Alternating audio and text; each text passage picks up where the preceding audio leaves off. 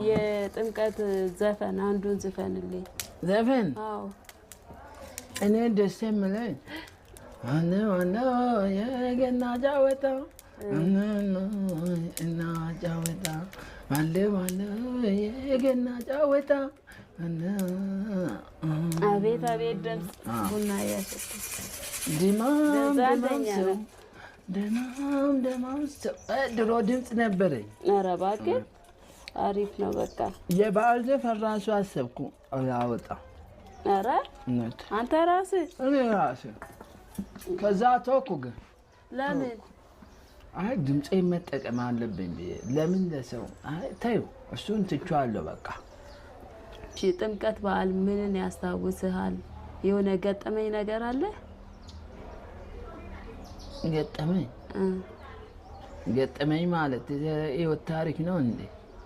አይ ለጥምቀት በዓል የሆነ ምን ታስታውሳለህ ማለት ነው? እኔ በዓል ሲደርስ እንግዲህ መጀመሪያ ትዘምለኝ ቅርጫ ቦታ።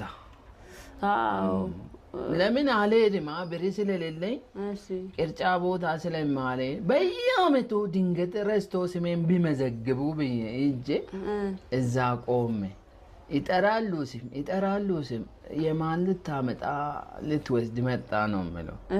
እና እሱ ትዝ ይለኛል። አንዱ ደግሞ በየዓመቱ በዓል ነገር ሲደርስ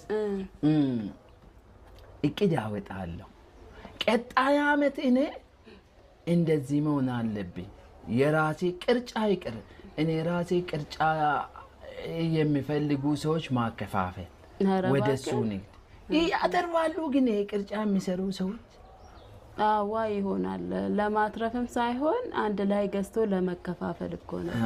አንዱ እኔ በጣም ደስ የሚለኝ የቅርጫ ስነ ስርዓቱ በጣም ደስ ይለኛል። አንዱ ደግሞ በዓል ሲደርስ የሚያስታውሳቸው ድሮ ጉሩቤቴ የነበሩት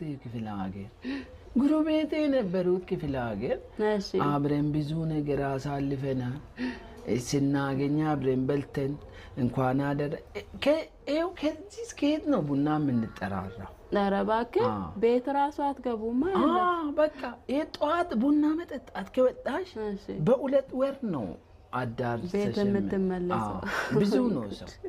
ሌላ በዓል ይመጣል። እናንተስ እንደዚህ እውነት ሰው ድሮ በቃ አብሮ ይበላል፣ አብሮ ይጠጣል።